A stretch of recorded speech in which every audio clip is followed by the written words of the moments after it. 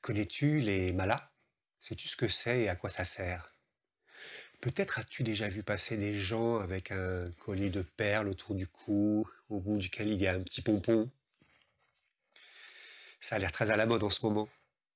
Shreomino et Mère n'ont pas du tout parlé des malas. Alors tu vas te dire pourquoi aborder ce sujet dans cette vidéo aujourd'hui et surtout à quoi ça peut nous servir dans le yoga intégral.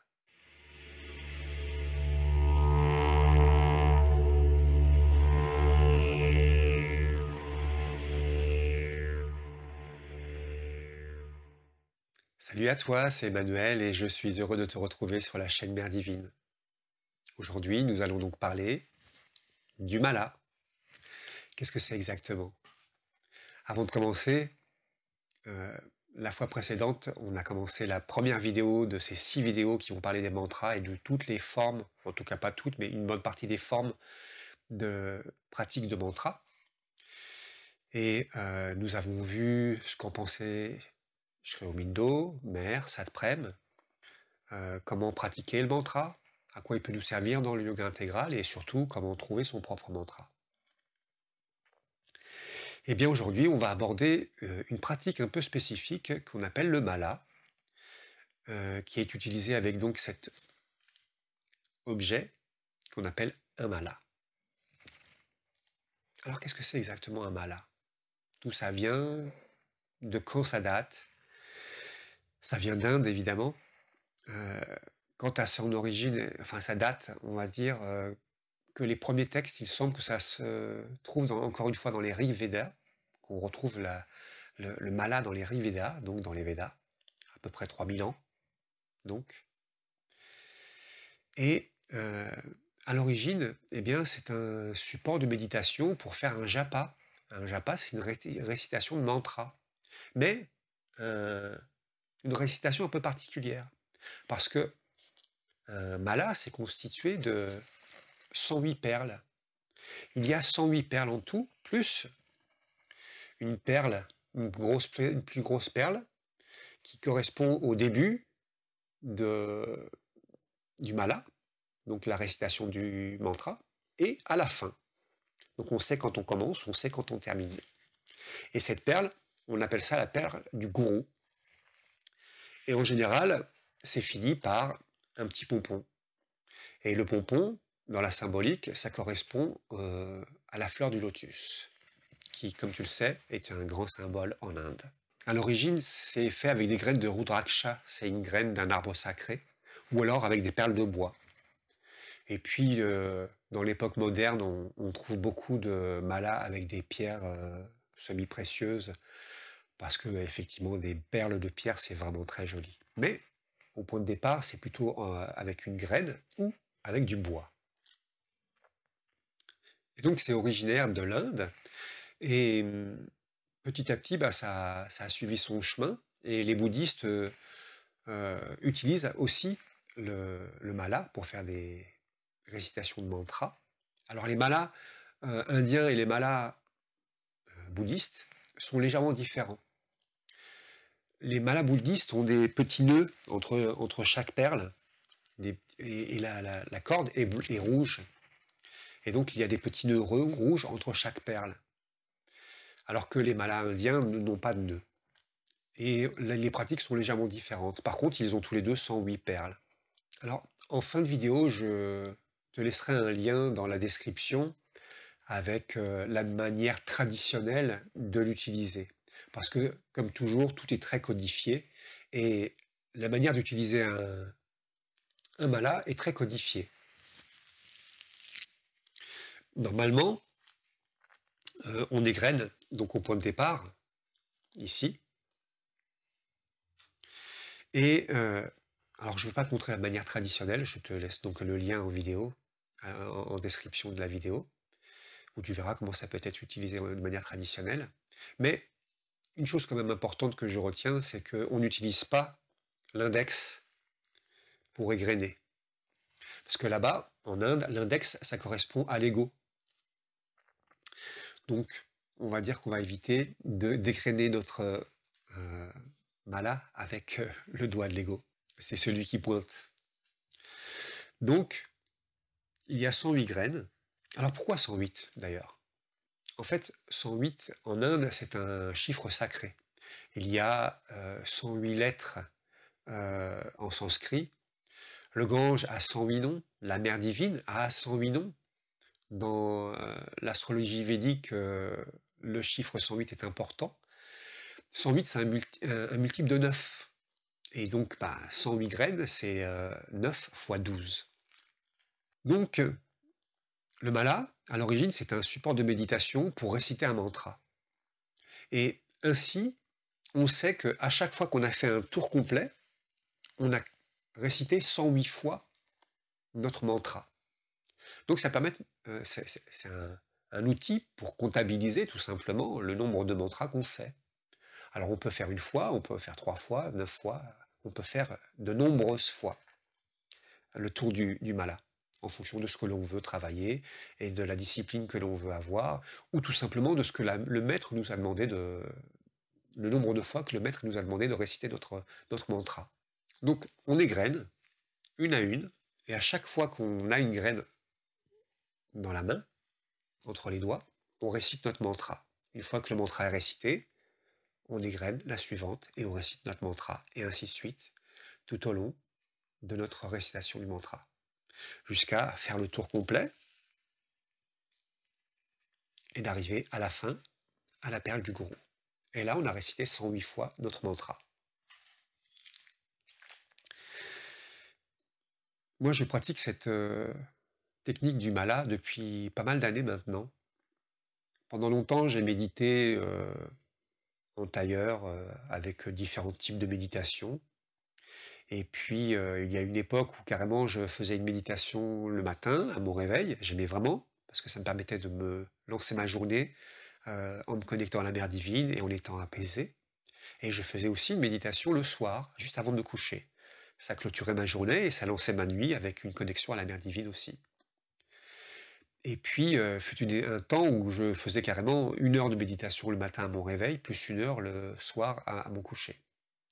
Mais la vie étant, et puis une enfant aussi, ce n'est pas toujours évident de pouvoir trouver ce temps-là. Et j'ai découvert le mala. Et j'ai trouvé que c'était une méditation qui était vraiment très pratique parce que le matin, je prenais mon mala et je pouvais réciter mon mantra, qui est mère donc. Et donc ça me prenait une dizaine de minutes pour faire ma méditation du matin et une dizaine de minutes pour faire ma méditation du soir. Non pas que je voulais que ça soit réduit, mais c'était beaucoup plus facile à gérer. Et surtout, ça me permettait de réciter mon mantra au réveil, au moment où je me levais, à l'instant où j'ouvrais mes yeux, je m'asseyais, je prenais mon mala et je faisais mon mantra, mes 108 mantras de mère, de même que je le faisais le soir avant de me coucher. En pratiquant cette technique de mantra, j'ai découvert plein de petites choses très intéressantes. Notamment, ça sollicite donc le mental, ça le focalise sur quelque chose de bien spécifique, à savoir notre mantra, et en l'occurrence pour moi, ça me permettait de me connecter à la mer divine, et puis surtout ça sollicitait mon vital et mon corps. Effectivement, quand on récite un mantra et qu'on doit à chaque mantra changer de graine, ça amène à une grande concentration. On est obligé d'être bien présent, d'être là tout simplement, quoi. Là pour réciter notre mantra donc, mais là aussi pour changer de graine à chaque fois et ne pas se laisser perturber par 1000 choses qui peuvent apparaître en nous, quoi. Donc, ça m'a permis de focaliser mon mental d'une manière très très puissante et très précise. Et de même, à focaliser mon vital et mon corps. Donc j'ai trouvé vraiment que c'était une forme de méditation très intéressante pour le temps que ça prend. Alors après, moi ça me prenait une dizaine de minutes, mais si tu choisis un long mantra, je sais pas, par exemple tu prends le Gayatri Mantra, qui est un peu plus long, eh bien ça peut prendre jusqu'à 45 minutes. Et je me souviens qu'à un moment donné, j'avais un mantra qui était très long, qui me prenait 1 heure. Donc je le faisais pas très souvent, mais en tout cas, il était très intéressant de le pratiquer de cette manière-là. Donc c'est un support de méditation très puissant, le mala. En plus, il ouvre une porte pour ce que l'on abordera dans la vidéo suivante, à savoir le japa, puisque en fait, le mala c'est une forme de japa. Le japa, c'est la récitation d'un mantra, mais sur une très longue durée. Et là, on le fait, en l'occurrence, 108 fois. Donc, à quoi peut nous servir le mala dans notre yoga intégral, dans notre sadhana? Bah, tout simplement, au point de départ, déjà, encore une fois, à focaliser notre mental. J'ai découvert que ça avait une propriété très intéressante, ce mala. La pratique de ce mala, c'était d'apaiser mon mental. Vu qu'il est en train de réciter quelque chose, il faut être présent, il faut être là, comme je le disais, et donc les pensées qui vont venir vont être vite zappées parce qu'on va essayer de reprendre notre concentration constamment. Et donc avec la pratique dans le temps, au bout d'un certain temps, eh bien, notre mental, il est focalisé uniquement sur le mantra, et en fonction du mantra que tu utilises, il est focalisé sur une action spécifique. Moi, par exemple, vraiment, c'était la connexion à la mère divine. Ça m'a vraiment, vraiment aidé à me connecter à la mère divine et à focaliser mon mental le matin et le soir sur la mère divine.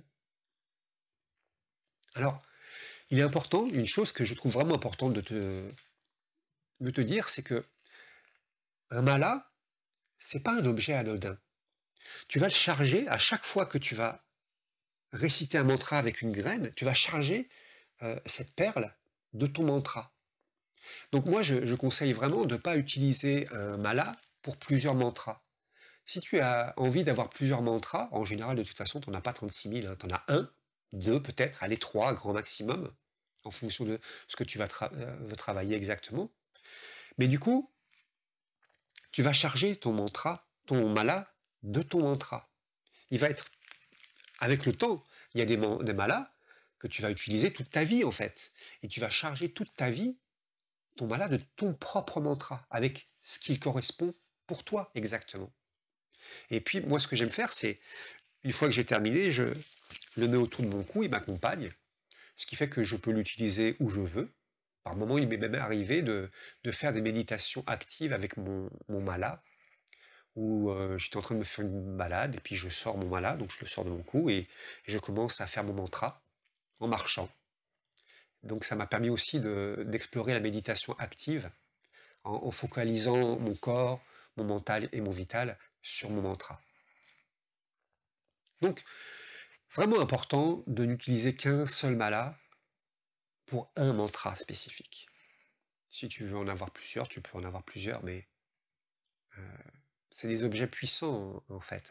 Alors, il n'y a rien de superstitieux dans le fait de porter son mala, même si en soi ça reste une protection, puisque tu vas charger un objet d'un mot puissant qui t'appartient, qui est ton mot à toi. Donc oui, il y a une forme de magie dans le mala, c'est ton objet à toi. Moi, je ne le laisse pas entre les mains de n'importe qui, mon mala. Je le conserve pour moi, c'est mon objet personnel. Et pour moi, c'est aller un petit peu plus loin, ce mala. J'en avais deux que j'avais ramenés d'Inde, de Pondichéry, un en rudraksha et un en bois.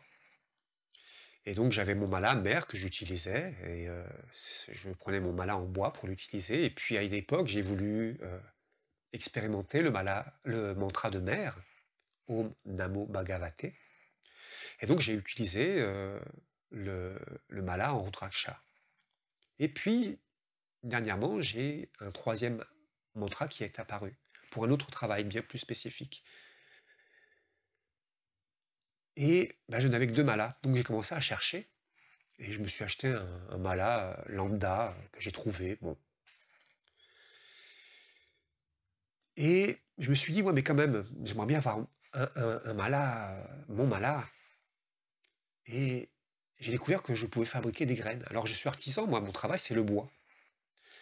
Donc j'ai voulu me fabriquer mes graines, mes perles. Et donc j'ai acheté un petit outil qui me permet de fabriquer mes graines, mes perles. Et je vis sur un lieu qui appartient à ma famille depuis 1835. Et mon grand-père et mon père ont planté beaucoup d'arbres, plein de variétés d'arbres différents. Et puis certains de ces arbres sont vieux, certains commencent à tomber, il y a des tempêtes, parfois une partie tombe, et notamment il y a un magnifique cèdre bleu de l'Atlas, une grande partie est tombée. Et ça m'a attristé, Et je me suis dit que, en tant que travailleur du bois, il faudrait que j'en fasse quelque chose un jour. Et donc j'ai pris ce petit outil et j'ai pris un morceau d'une branche de ce cèdre et j'ai commencé à fabriquer mon premier mala, que voici. Et en fabriquant ce mala, j'ai découvert que c'était une méditation extraordinaire que de fabriquer un mala. Alors j'en ai fabriqué plusieurs parce que j'aimais vraiment faire ça. Je me suis fabriqué 3 malas puisque j'avais 3 mantras, donc j'ai mes 3 malas personnels maintenant. Et j'en ai fabriqué pour ma fille, j'en ai fabriqué pour d'autres personnes. Et en les faisant, je me suis rendu compte que ça faisait partie intégrante de ma sadhana. C'était mon karma yoga personnel.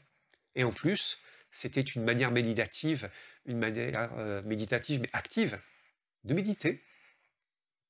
Et je trouvais que fabriquer des malas en conscience avec les arbres de mon propre jardin, donc en connaissant ces arbres-là, bien évidemment, je ne vais pas couper un arbre pour le faire, j'utilise des branches qui sont à terre. Eh bien, je me suis dit que dans mes activités professionnelles, eh bien, j'allais fabriquer des malas. Et donc, aujourd'hui, je t'annonce officiellement que tu peux acheter des malas sur la boutique de mon site. Donc, tu trouveras en description le lien vers ma boutique et mon site, et donc mon mail. Et donc, si tu souhaites avoir un mala que je te fabrique, eh bien, on en parle ensemble. Et je te fabrique ton mala pour ton mantra. Voilà à peu près tout ce que je peux te dire sur les malas. C'est un outil vraiment puissant pour l'utiliser depuis de nombreuses années. C'est une manière de méditer qui est vraiment très puissante. Ça aide vraiment à peaufiner son propre mantra, peaufiner sa posture intérieure. On peut utiliser un mala pour plein de raisons différentes, pour se concentrer dans le cœur, se concentrer au-dessus de la tête, comme préconise Sri Aurobindo, tout en récitant notre mantra. Donc ça permet vraiment d'avoir une concentration accrue. Voilà, j'ai certainement oublié plein de choses, mais je trouve que c'était déjà pas mal. Et puis si tu as des questions, n'hésite pas à les poser en commentaire. Dans la prochaine vidéo, nous aborderons justement le japa, une autre pratique de mantra, très importante, peut-être même la plus importante de toutes les pratiques de mantra. Mère et Satprem l'ont énormément utilisé. En attendant, je te dis à très bientôt.